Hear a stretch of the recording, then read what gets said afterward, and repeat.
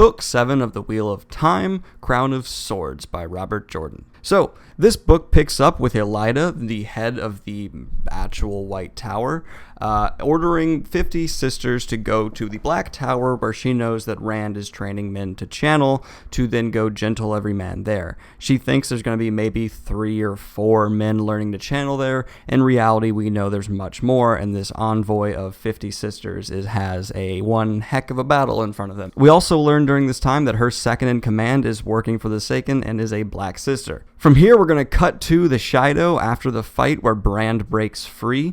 Essentially, we learn that they've been working for Sammael, one of the Forsaken, and he screws them over after the fight and scatters their forces, sending them all through different gateways.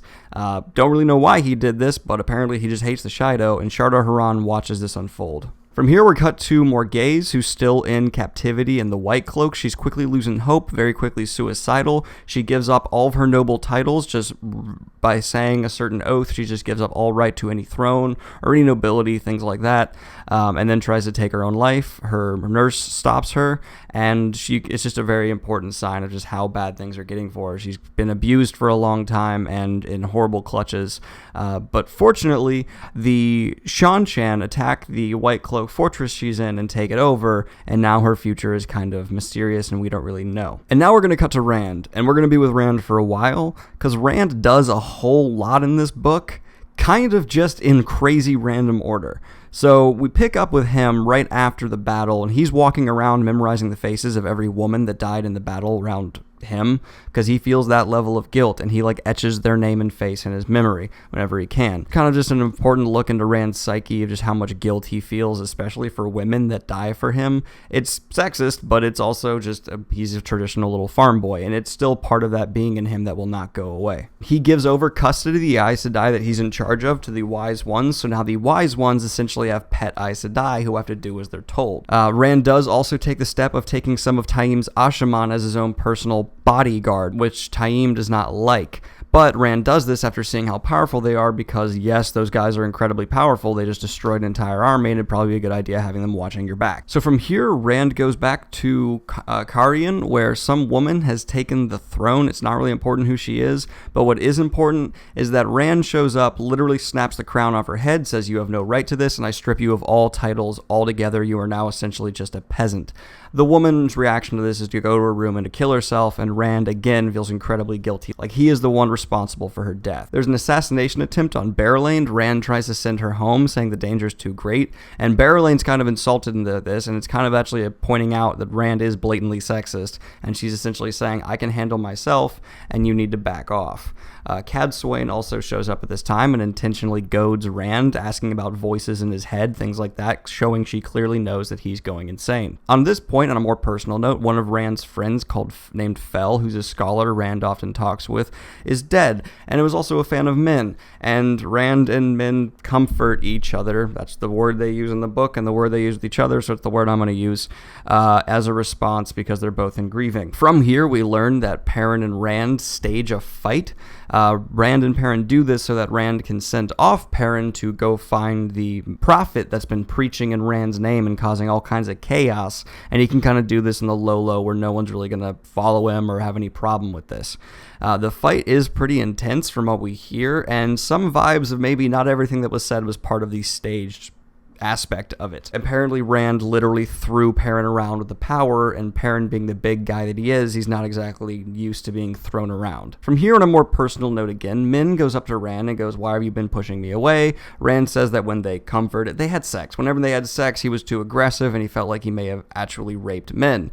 Min is like, you're insane, we both wanted it, I initiated, and there's this awkward thing. The entire point of this is just to show that Rand is still that level of just internally guilty. He cannot believe that people really want him. He cannot believe any of this. He just feels guilt and such a heavy burden that even if he has consensual sex with someone, he's going to make himself feel like he raped that person.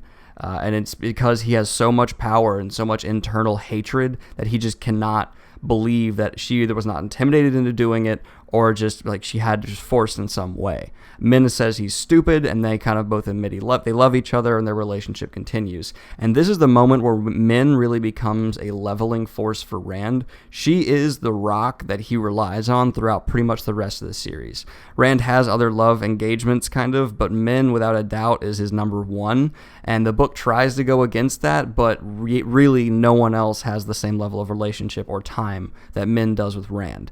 And she guides and molds him into being the actual capable leader he becomes. Now, with his new girlfriend and being very happy, Rand decides to go have some negotiations with the Sea Folk. He sits down with them in a cramped close quarters ship.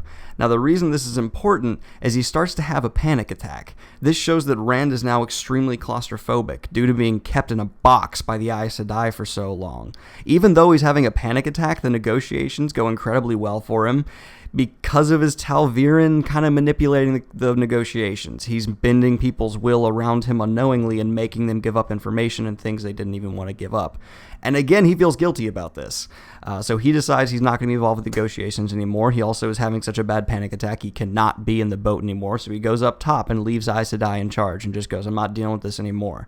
But he does learn that the Sea Folk will willingly serve him and that they will help him in any way they need to. Important side note, the whole point of the panic attack is to kind of humanize Rand again. This book does this and insists on this, but it's important and actually really smart because we've seen recently Rand taking these monumental strides of standing up to Aes Sedai, making them swear fealty to him, just doing amazing thing after amazing thing, and this book kind of humanizes him more because it would be really easy without these kind of stumbling, bumbling moments for him to be kind of quickly turning into this god figure. But that does not happen because of how well Robert Jordan kind of realizes that he can prevent that by just giving him these really bad person-to-person moments. It very much so grounds the character. And now Rand goes to confront the rebels that have been kind of resisting his controlling of Carian and Andor. He just walks straight into their camp, pretending to be someone else, and he knows a noble that's there who kind of helps him infiltrate a little bit. Rand's just kind of walking around with his own little envoy of men and a couple Aes Sedai, and there's this one guy kind of mouthing off continually, and Rand and him end up fighting in a duel because the guy spots Rand's heron-marked blade, and they fight, and Rand loses because he's not that amazing of a sword fighter yet, and also he's distracted, so the guy takes advantage. A great sword fighter wouldn't be distracted. I'm sorry, people say Rand should have won. Rand lost fairly. If you get distracted in a fight, that's your fault. Granted, the distraction was pretty huge because Fain was in the encampment and had, while they were in the tent fighting, had this huge mist monster he controls that also turns into a bunch of little mist minions and ghouls start attacking the camp. So Fain, because of his Shadar Logoth and Dark One influences, has become this incredibly powerful, terrifying monster and able to summon this mist. The mist then attacks and starts killing people, and the end goal is clearly to kill Rand. Fain hates Rand. So they have to flee because even Rand can't fight all of this, and so they start to leave. And he can't make a gateway out, so they literally have to walk out. While they're walking out of the mist, Rand uses Balefire. Cadsuane slaps him for doing it and says never use it. Of course, Rand's going to use it again. And then Fain lurches out of the mist and stabs Rand in the stomach with a Shadar Logoth dagger, the same dagger Mat was attached to. We've seen what this dagger does before, so Rand should die, right? Well, the dagger actually went in where the scar is on his stomach where he was previously hit by one of the Forsaken. This means that the two kind of masses congeal together, and there's these two dark, evil wounds on his side that are actually kind of battling each other and just fighting it out, and it's kind of really gross. They do a much better job of describing it. It's pussy and horrible and gross, and that's what Rand now has on his stomach. After being stabbed, though, even though he's not going to die, Rand does pass out. He's out for the count. The rest of the Aes Sedai do manage to get Rand and Min and the rest out of the mist. There is a lot of casualties, though, including one Red Sister, but they manage to flee back to Carian. Well in Carian, I don't know. Well in Carian, an Ashaman actually comes in and starts doing healing on Rand. This is a very important moment. This is an entirely different kind of healing than the type the Aes Sedai use. And the Aes Sedai react really strangely to seeing this man doing this masterful healing on Rand, and they pretty much say, like, we'll do anything you want to, just teach us how to do what you're doing. And this is kind of a ridiculous request, because we already have been told again and again and again throughout the series that men cannot teach women how to channel, and women cannot teach men how to channel. They're two entirely different sources they draw from. But the offer is still made, Rand is still healed in a very new, strange fashion, and 2 days later, he wakes up. Now, he almost immediately after waking up goes to fight Sammael and Elayne. When he confronts Sammael, they end up fighting in Shadar Logoth. They're fighting back and forth, and while there, Rand actually notices the Aiel that got lost there last book still there and alive. But he can't really do anything because he needs to focus on fighting Sammael, one of the Forsaken. And another man shows up to help Rand fight Sammael. We kind of can infer it's Moraine, another one of the Forsaken. Now, they both blast balefire at one point at Sammael, and when they do, their beams cross. Don't cross the streams. Why? It would be bad. Their balefire streams cross and touch, and there's this incredibly strange, jarring, weird double vision thing that happens, and Rand and Moraine may now be connected in some strange way. Maybe it's kind of bro love, maybe not, we'll see. After this happened, though, Moraine, or whoever the man is, leaves, and Rand goes on to fight Sammael himself. He's about to blast Sammael with balefire when he notices the Aiel that they left there being attacked by the mist of the city, that horrifying mist that does all kinds of terrible things to people, so he instead blasts balefire at her to spare her from that death, and then just waves the balefire over at Sammael to hit him too. We don't know for sure he did hit Sammael, but we never are going to see or hear from Sammael again, so maybe not. I don't know. After the fight is over, Rand heads back to Elayne and just walks into the main palace. Their high noble council is there and just hands Rand the crown and kingship and says, take it, because they're terrified of him and they just want him to be in control, so hopefully they'll spare their lives. And here's another important shift for Rand. He takes it. Now, the Rand that we've seen before really doesn't want power, and he doesn't think he's a good leader, but Rand just accepts this kingship and is now in charge of the country of Elayne, not just as a conqueror, but as an appointed king by their council. It's an interesting moment, and even Rand's thought process that we're hearing during this kind of infers that maybe he's starting to like this power. Now, with all these humanizing moments throughout the book, it's kind of a cool, really human thing to be really insecure in yourself and not sure how to handle things. But when someone seems to willingly hand you power, take it. Here we're actually going to cut to Elayne, who just learned that Rand broke free of the caravan, what happened at the end of the last book, and is now completely free, and her envoy is mostly dead or enslaved by Rand. She does not handle this news well, and her second-in-command, Alviarin, who we previously learned works for the Forsaken, now blackmails Elayne into being subservient to her. So now the Black Ajah is essentially in charge of the White Tower. From here, we're going to cut to Egwene. Well, Egwene is really struggling within the rebels to have any semblance of power and really maintain it. The bad thing is Gideon also escapes during this time with the help of another one of the Forsaken, or maybe Shadar Haran. I'm not sure which one, but it's kind of Egwene's fault. She didn't bring attention to other Aes Sedai that Gideon was her prisoner, and now one of the Forsaken is loose again. So now we're going to cut to Elayne and Nynaeve. During this entire book, they've been going to search for the Bull of the Winds, and they've recently gone to the Sea Folk to try to get some information and some help. The Sea Folk agree to help them look. They've been looking throughout the city of Ebudar for quite some time, and they've been failing. Now, they do decide to reach out to Mat to try to maybe get his help with the Band of the Red Hand and as a kind of a search party. They send Birgitte. Birgitte goes to talk to Mat.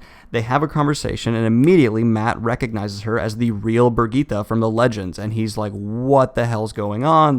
How are you this real person? And Birgitte kind of is like, look, why are we speaking in the old tongue? We all have our own secrets. Let's go get drunk together. They get drunk together. Mat kind of tells her the story of how he rescued Elayne and Nynaeve and Egwene from the Stone of Tyr and never got a thank you. And Birgitte goes back drunkenly to Elayne and yells at her for not ever thanking Mat and says, you owe an apology.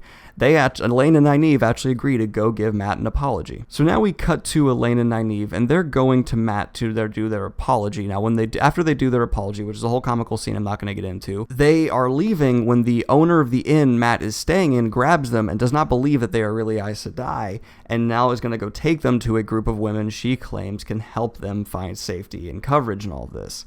they agree to go because they're honestly just curious who this group of women are. They show up. It's a group called the Kin. The Kin do not believe they're really Aes Sedai either, so they kick Elayne and Nynaeve out when Elayne and Nynaeve refuse to stop saying they're really Aes Sedai because they're really Aes Sedai.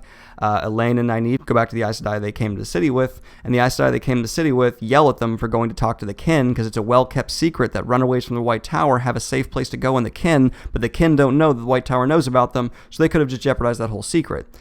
Elayne and Nynaeve do not really take this well. They're actually getting more and more angry, and someone tells Elayne that her mom is still alive. Elayne doesn't believe this, but it kind of sets her over the edge because how dare someone tell her this and try to give her this hope. So she snaps and pretty much takes control of the other Aes Sedai, saying like, look, we're above you. We were appointed by your Amyrlin seat, Egwene, to be above you. So we either need to respect that or move on and leave. And so the Aes Sedai kind of agree actually be under Elayne and Nynaeve's control and have them be the actual Aes Sedai in charge of the mission. They go back to the Kin and kind of take control and say, look, we are Aes Sedai, you're going to do what we say, and yes, we know about you. The Kin and the White Tower will now work together. Very interesting shift in dynamic. And then the Kin also tell them about a storage of Angreals, Sir Angreals, all that they have kept within the city of Abu Dar, and the Bowl of the Winds could be there. Of course, it actually is there, so they want to go check it out. Before they go to this place, though, Nynaeve is actually going to go to one of the Sea Folk ships to try to work with them again. On her way out there, Moghedien, the escaped Forsaken, comes and balefires the boat Nynaeve is on. She doesn't hit Nynaeve, though, due to some pigeons, I kid you not, startling her. So Nynaeve is actually just sent to the bottom of the river going through Abu Dar. Lan has actually been in the city looking for Nynaeve for quite some time, sees this happen, dives in, saves her. Nynaeve's amazed that Lan's there and literally just saved her. They get married right there and then on the Sea Folk ship, and they're now married. Now we cut to Elayne, Nynaeve, Birgitte, Mat, Lan, and a few of other Mat's men going into this place that we know has power items and has them stored there to find the Bowl of the Winds. While they're going in, some of the Black Aja come and attacks them, as well as a Golem. Now this is important. A Golem is a creature made by the Dark One specifically to kill people who can use the power. It's essentially immune to physical damage, like things warders can deal out. It can't be cut, burned, stabbed, bruised, crushed, or hit. It can even slip under doors, though it looks like a man, and the one power fails to affect it.